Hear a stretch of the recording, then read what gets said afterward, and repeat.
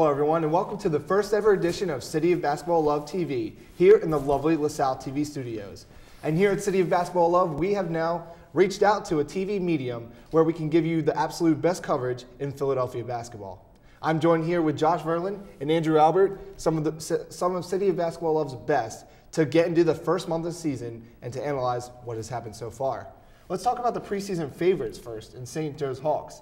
How have they done to start this season? Like you said, preseason Atlantic 10 favorite, and they've looked the part right now. They're 4-1, including a win over number 20 Notre Dame up at the Barclays Center. This is a team returned all their players from last year. They've got that incredibly talented junior core led by Langston Galloway and C.J. Aiken. This is a team that's come out Phil Martelli's best since the guys named Jameer Nelson and Delonte West were on Hawk Hill. You might know those names, and this is definitely a team that looks to be headed to the NCAA tournament in March. Now, both my colleagues here, they've seen St. Joe's in action. Let's go to Andrew. You saw them against American. How did they look in that game? You know, in the first half, they didn't look great. Plain and simple, they had a 4-point lead at halftime, which isn't great against a not really too great of an American team. What I saw in the first half was the interior defense was really lacking for C.J. Aiken and Ronald Roberts Jr., which is weird to see because they're usually two of the most solid defensive players in the A-10. They really were letting up easy buckets for American. The one guy went up with his left hand at least 6 times in a row, and they didn't force him to his right hand whatsoever. So I saw that. And C.J. Aiken on offense didn't make the threes that he took from the wing. I mean, he's going to get those threes out on the wing. He is a unique player like that. But he needs to make them if he's going to take them because that's such a big part of the St. Joe's offense, and that's why they couldn't really get going in that first half. And that's why they struggled in the first half, but obviously they came out in the second half. Carl Jones really got them going, which they overcame the Carl Jones situation and they're probably a better team because of it because other guys had to step up, and Langston Galloway was one of those guys. You know, it's funny that you talk about C.J. Aiken's three-point shooting. You know, Phil Martelli talked before the season that if C.J. is going to be taking those kind of shots, they're shots that he needs to be able to make. And I think for him to be able to transition to the NBA, he's got to be a more competent three-point shooter. You took all the points. Great stuff there. Let's get into Drexel now. With their slow start, last season getting the NCAA snub, a lot of people were upset about that. How can they do better to possibly start this season? You know, yeah, the last thing that Drexel needed was a slow start to this year, and unfortunately that's just what they got. They're 2-4 for the second year in a row, and this year they've got a really big injury to Chris Fouch. Now, that being said, not all is lost for Drexel. They've still got one of the best point guards, definitely in mid-major America, if not the country, in Franz Massenet. They've got the reigning CAA Rookie of the Year in Damian Lee, and they've got a very good forward tandem in Darte Ruffin and Darryl McCoy. The thing is for Drexel is now they need redshirt freshman Tavon Allen, a 6'7" guard, to step up and really sort of fill that scoring role that Fouch left. Is the CAA still theirs to win? You know, that's a really good question. Delaware and George Mason are both certainly have closed that gap. You know, it's been a rough start for Drexel, but ultimately, you know, they're still one of the deeper teams. They're still one of the more talented teams in the CAA if Tavon Allen can step up. So I think while that gap is certainly might have disappeared, they still have it. You know, they're still probably the odds-on favorite to win the league. Now, in ranks from best teams in the city right now, Drexel in the beginning of the season was posted very high. Do you think they're still above a LaSalle or a Temple? No, I don't think at this point. I think at this point, you know, you've got St. Joe's, I'd probably say Temple, LaSalle, Villanova, Drexel, Penn is the order where you're going right now. All right, and speaking about LaSalle this past week got over the hump and beat Villanova for the first time since 2001. Andrew Albert was at that game. Talk about what the Explorers did well, especially in the latter parts of the game, to help them get the victory. You know, they executed, plain and simple. You heard it from a couple coaches. What they did was they executed. Jay Wright said in the final minutes they executed. You saw the game-winning layup was Tyreek Dern, a play drawn up by Giannini, backdoor cut. He was wide open. I think he said, "Quote, I thought I was going to miss it. I was that wide open." So that's good game planning. That's good recognizing the situation by Giannini. Also, good execution by Tyreek Dern, both at the end of regular time and overtime, because he did hit that three with 7 seconds left. He was just out in the middle of nowhere and pulled up from 26 feet. Now, Andrew, you've seen St. Joe's and you've seen LaSalle, and you know, is LaSalle a legitimate A-10 title contender at this point? At this point, there's still a lot to be seen because LaSalle is still somewhat a question mark because they do have a transfer coming in. Tyrone Garland will be ready to play on December 15th against Bucknell. So it's really up in the air at this point. I did notice that St. Joe's has a much better interior game. Their bigs seem more versatile. You know what you're going to get from Steve Zach. You're going to get rebounds, maybe a high-scoring game or two from Steve Zach. He had 19 in his first outing. And you know what you're going to get from Jarrell Wright. He's mostly the same player as he was last year, the 12 points, 8 rebounds a game. So you know exactly what you're going to get from him. He's going to be a solid production guy, but it's all about the guards for LaSalle. The true test, though, is going to come January 2nd when they go down to Miami, and they play a Miami team now that beat number 13 Michigan this past week. What are your thoughts on that kind of matchup coming up? You know, a lot of people talked coming into this season that LaSalle didn't have a good non-conference schedule, and there certainly are a few games that, you know, maybe should have been better. The Central Connecticut State loss isn't going to look good at the end of the year.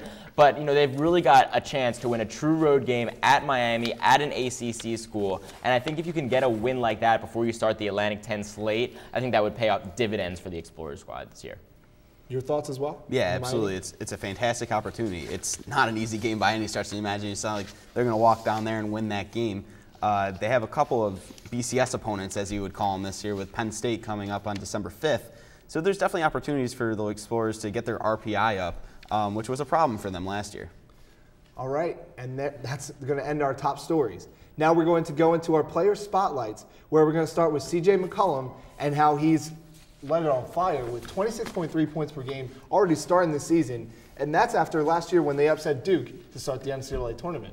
Yeah, CJ McCollum became a national name in that Duke game, and a lot of people found out who he was. But you know, I've gotten a chance now to see him both up in practice at Lehigh and in a game when they played Penn. He is just a special, phenomenal player, guys. I mean, not only, you know, first of all, he led the team in rebounding last year as a 6'3" guard. Wow. Incredible athlete, sees the court well, is tops in the nation in scoring right now, and also, you know, he's got a really good supporting cast, and he knows that. Holden Griner, Mackie McKnight, these are guys that can go double figure, 15, 17 points, you know, per game, you know, not regularly, but certainly are able to help McCollum out. He knows that, but he's just one special talent up there at Lehigh. Your thoughts on CJ? Yeah, absolutely. He is their team, but like you said, they do have a decent supporting cast. I mean, in order to have such a great player, you need to have those guys behind you that can step up and can make the plays when he might have a night off. I mean, God forbid, but he might have a night off and not step up. So Lehigh does have the keys. That's going to put them back in the NCAA tournament. He's already got 3 30-point games this season. He's already, you know, with most of his senior year left, already the Patriot League's all-time leading scorer. I don't even know if he's going to have an off game. Does he have Player of the Year contention, possibly, you think? For National Player of the Year, yes. Certainly. Yeah, he's definitely that good. All right. And we're going to go to our next player spotlight, and that is Fran Dougherty of the Penn Quakers, who has come out and totally had electrifying numbers compared to what he had last season. Talk about what he did for these Penn Quakers so far. Yeah, last year Fran averaged about 4 points and 4 rebounds and 16 points a game. Philadelphia kid, Archbishop Wood graduate, 6'8" forward, and he has stepped it up this year. After the Quakers' first 7 games, he's averaging 18.6 points, 9.7 boards. He's just all over the place for that Penn team. They really needed someone else other than Miles Cartwright to step up and shoulder some of that scoring load, but what Dougherty's done this season, certainly exceeding all expectations. Yeah, Penn is very young. Their team, a lot of juniors, a lot of sophomores within that team. Is he now a team leader? I know Miles Cartwright is the captain right now, but do you think his impact definitely has him going farther? Oh yeah, well he and Cartwright are co-captains along with Dow Jacques, and oh yes, I mean I think he's certainly taken a big leadership step in the absence of Zach Rosen and Tyler Bernardini, who graduated last year. He's just become really the complete package in his junior season. Andrew, with that, does Fran Dougherty and the Penn Quakers have a chance to get against other Big 5 teams? Yes and no. It really does depend on how Fran Dougherty plays. I mean, he already has 120 points this year. He had 150 all last year, which is simply outstanding. To see that level of a jump. He only averaged 4-something rebounds last year. He's averaging almost 10 a game this year. So it's definitely great to see Fran Dougherty get to the level where everyone thought he could be. Being said, it's up to their guards, because you know Fran Dougherty is going to contribute for the Penn Quakers. It's up to their guards if they can compete with the likes of Villanova. I mean, you saw the game against Drexel. They were right in the game. They had a chance to tie the game with their last possession. An unfortunate Cartwright turnover led to Drexel sealing that win, but they were right there against a good Drexel team, so they definitely have a chance this year. And definitely, you know, the guards is exactly right on. Miles Cartwright would be able to play at any of the other Big 5 schools, but at this point, they're really thin and young behind Cartwright. Freshmen Tony Hicks and Jamal Lewis are contributing, but yeah, exactly like you said, it's not known yet if those guys are going to be able to step up and play at that level, you know, so soon. Great arguments on both sides for Fran Dougherty. All right, and we're going to go to our third player spotlight. And this was Scootie Randall and the Temple Owls. And the senior for the Owls has led the team, especially in a lot of tight wins. Talk about what he's done.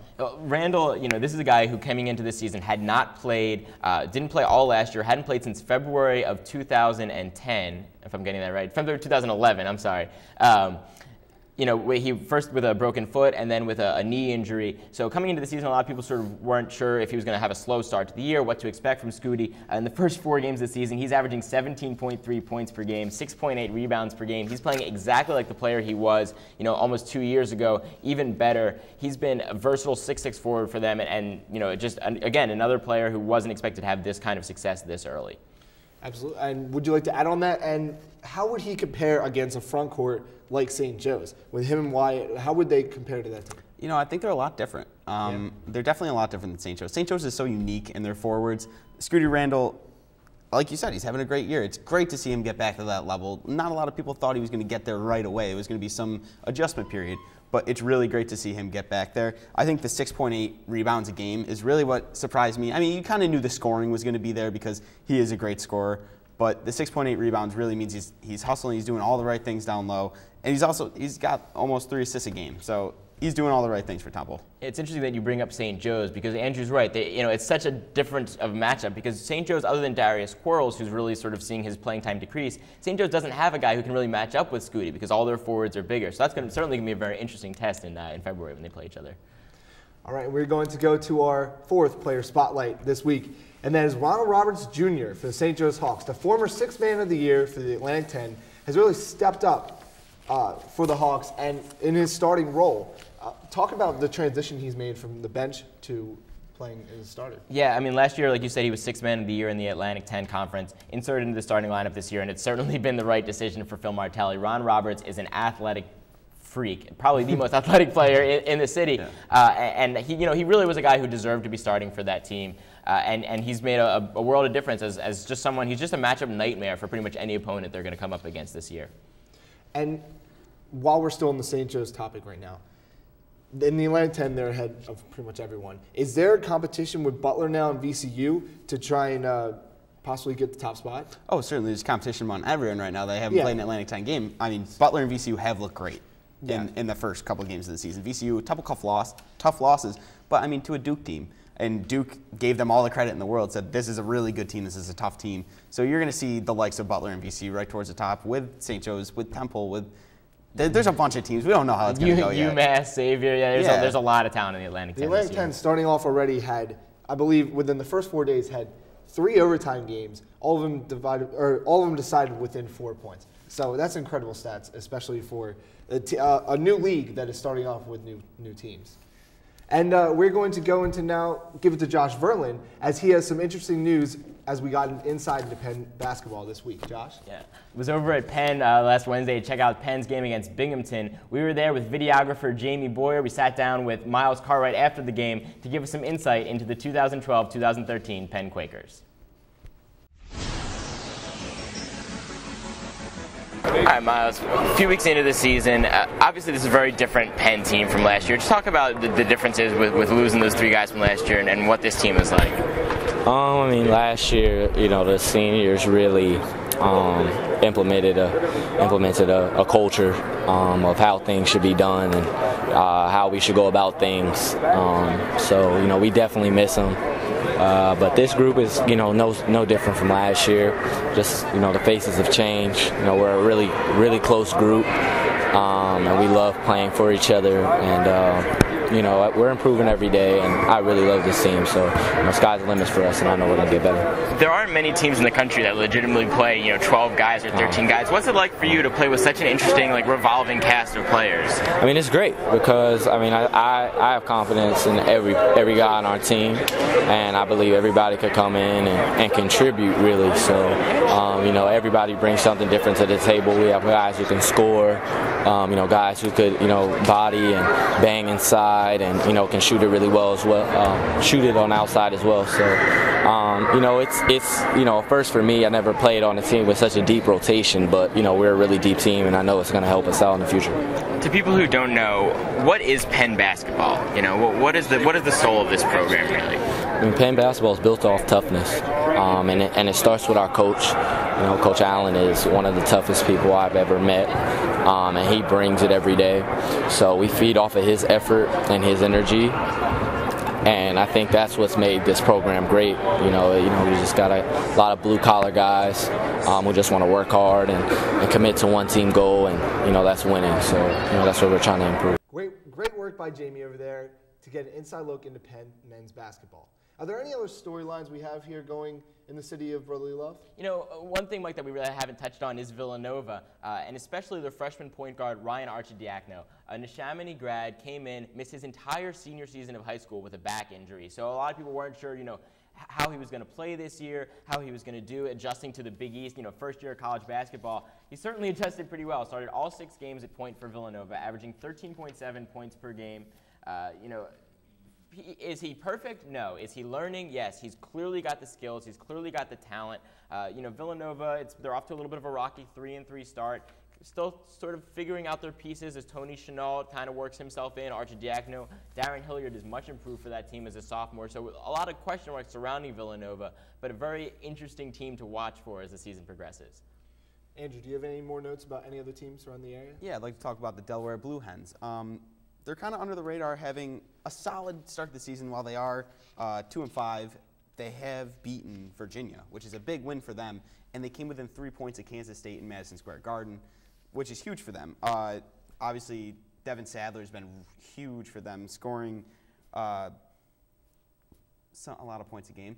Also, Jameel Haggins has been a rebounding freak, as he always is. So Delaware really moving forward.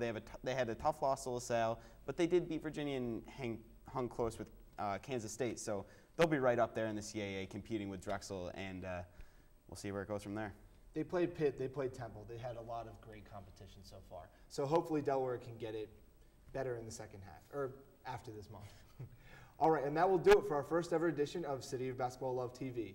Don't forget to go on to cityofbasketballlove.com for more information from all the great writers we have. And for myself, Josh, Andrew, thank you for watching, and we'll see you at the game.